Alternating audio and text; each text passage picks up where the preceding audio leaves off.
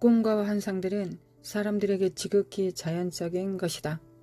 실로 그것들은 삶의 여정의 한 부분이요 작은 조각이라고 말할 수 있다. 그것들은 세상 속에서 가치 있는 생존적 도구들로서 세상으로부터 그 자체를 지속적으로 거리를 둔다. 성경은 말하기를 선한 사람의 발걸음은 하나님으로부터 정해진다고 했다. 그리고 나는 꿈을 꾸는 것이 하나님으로부터 신선한 지시를 받게 되는 하나의 확실한 방법이라고 믿는다. 궁극적으로 우리는 개인적 차원에서 우리 자신들을 위하여 하나님으로부터 듣는 것이 필요하다. 계시는 하나님과의 친밀함에 의한 생산물이며 계시의 은사는 계시를 받는 가능성 혹은 능력이다. 시편 25편 14절은 여호와의 친밀함이 경외하는 자에게 있으며 그 언약을 저희에게 보이시리로다 라고 말한다. 우리는 오직 성령에 의해서만 꿈들, 환상들, 그리고 하나님의 신비들의 참되고 바른 해석을 얻을 수 있다. 창세기로부터 계시록까지 비유들, 꿈들, 신비들, 그리고 하나님의 손으로 쓴 글의 참된 의미는 거룩하게 인쳐졌다. 이것이 애굽과 바벨론의 술객들, 박사들, 지혜자들, 그리고 종교 지도자들이 이러한 계시들을 해석하지 못하거나 이해하지 못한 이유이다. 오늘날까지 하나님 외에 어떤 다른 능력도 그것이 비록 생각하기에 단순한 꿈이라 할지라도 그것의 참된 의미를 말해줄 수 없다. 꿈들은 하나님으로부터 비유적 언어나 설명된 이야기들의 형태로 온다. 이러한 개인적인 암호로 된 메시지들은 하나님의 신비들을 표현하는 많은 상징들로 가득 차 있다. 상징주의의 결과 때문에 꿈들은 적절한 이해를 얻기 전에 약간의 해석의 형태가 요구된다. 해석은 꿈을 꾼 자에게 즉흥적으로 올 수도 있고 꿈에 대해 하나님께 기도하고 난 후에 올 수도 있으며 혹은 꿈 해석의 은사를 가진 사람들을 통하여서도 올 수 있다. 많은 사람들은 그것이 성경적으로 옳음에도 불구하고 그들의 꿈들의 의미를 찾는 것을 아직 주저하고 있다. 그럼에도 불구하고 꿈 해석은 주의 깊게 인도되는 노력이 요구된다. 잘못된 해석은 사람을 속박으로 이끌어가는 가능성을 가지고 있기 때문이다. 하나님께서는 꿈들 안에서 우리와 의사소통할 때 매우 개인주의적인 언어를 사용하신다. 그는 이것을 우리의 삶의 경험들과 특별한 개인적 성품들 그리고 성경적 예들로부터 취하신다. 하나님께서는 또한 그가 아니고서는 아무도 알 수 없는 우리의 삶 속에서 일어나는 사건들을 사용하시며 때때로 이것들을 그의 의사소통들 안으로 결합시키신다. 그래서 꿈 해석의 은사가 있는 사람은 그 자신의 이해로 도울 수는 있다. 하지만 꿈의 특별성과 개인주의적 특성들 때문에 바른 해석은 반드시 꿈을 꾼 자로부터 나와야 한다. 이 관점에 반하여 어떤 사람들은 꿈들을 받지 못하는데 나는 하나님께서 모든 사람들에게 꿈들을 통하여 한 방법이나 다른 방법으로 말씀하신다고 믿는다. 그럼에도 불구하고 거의 대부분의 사람들이 그들의 꿈들을 기억하지 못하며 이로 인해 그것들의 중요성을 인식하지 못하게 되는 것이다. 많은 사람들이 왜 그들이 꿈들을 받지 못하는가에 대해서 의아해한다. 다른 사람들이 그들의 끝없는 많은 꿈들을 단순히 잃어버리는 것에 대해 어찌할 바를 모르고 있는 반면에 어떤 사람들은 그들이 전혀 꿈을 꾸지 않는다고 주장한다. 이러한 혼란들은 단순하게 해답을 줄 수 없다. 그러나 어떤 범주에 속했든지 관계없이 당신이 꿈의 고유한 기능을 이용할 수 있도록 이 신적 의사소통의 놀라운 형태를 이해하는 것이 필요하다. 꿈을 꾸는 동안에 당신의 정신은 긴장된 세상의 사고방식이 결여된 환경 안에서 휴식하게 된다. 이것은 당신이 꿈을 기억하거나 그러지 않거나에 관계없이 사실이다.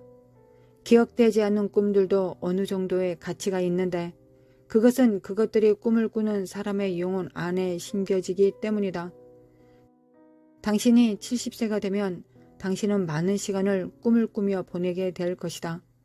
꿈을 꾸는 동안에 하나님께서 꿈을 꾸는 솔로몬에게 신적 지혜를 주신 것 같이 하나님은 우리의 영혼들에게 어떤 것들을 나누어 주실 수 있다.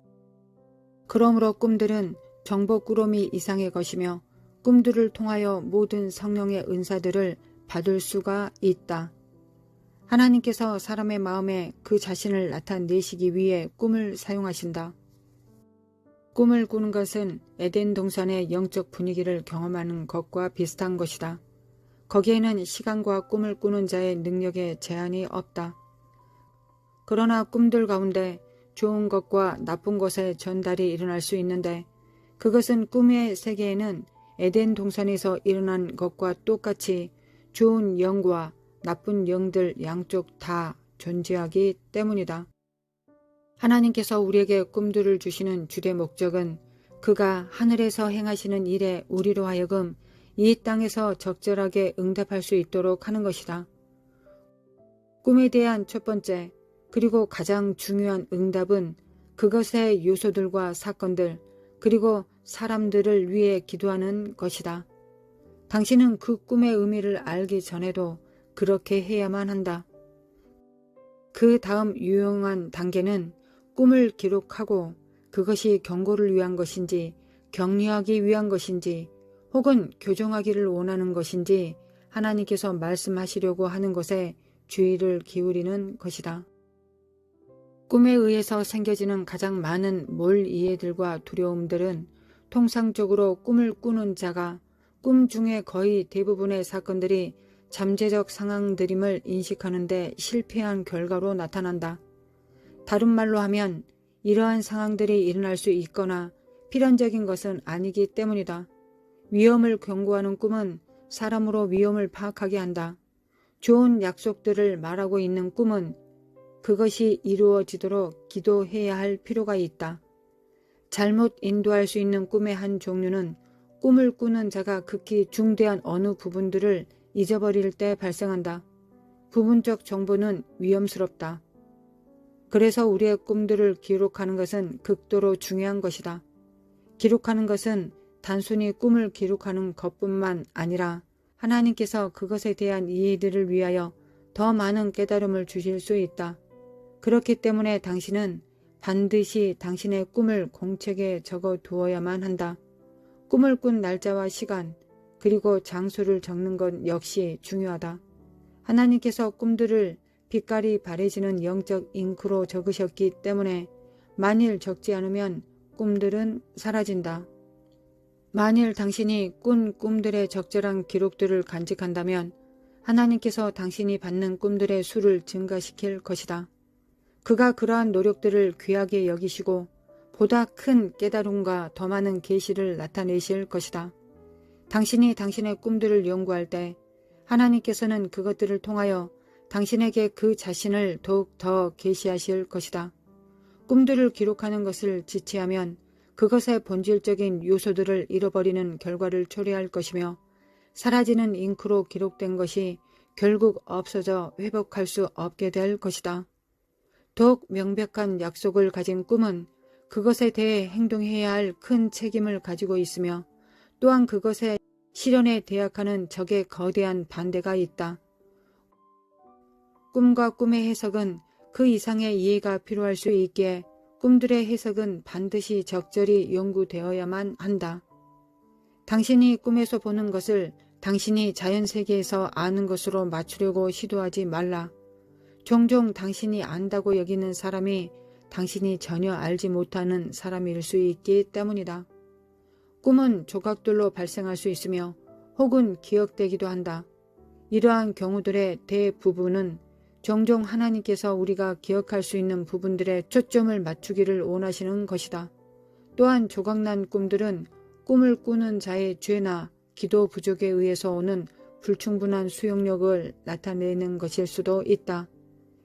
그 외에도 하나님께서 꿈의 어떤 면들을 숨김으로 인해서 꿈을 꾸는 자를 보호하는 것일 수도 있다. 당신이 꿈을 기억해낼 때 그것은 성령이 상기시키는 것이다.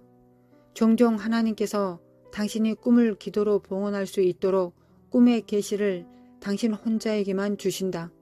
그것은 공중적 선언이 아니다. 우리에게 꿈들과 환상들을 보내시는 하나님의 목적들 가운데 하나는 궁극적으로 우리를 그의 계획들에 맞추기 위한 것이다. 꿈들과 환상들의 목적은 우리의 이성적 사고방식들을 깨트림을 통하여 우리가 아직도 듣거나 믿거나 하는 것을 우리에게 보여주기 위한 것이다. 우리가 하나님의 마지막 때를 향한 전체적인 목적들을 인식할 수 있도록 하나님께서 꿈들과 환상들 가운데서 우리에게 말씀하시는 것에 순종하려는 자원함이 있어야만 할 것이다.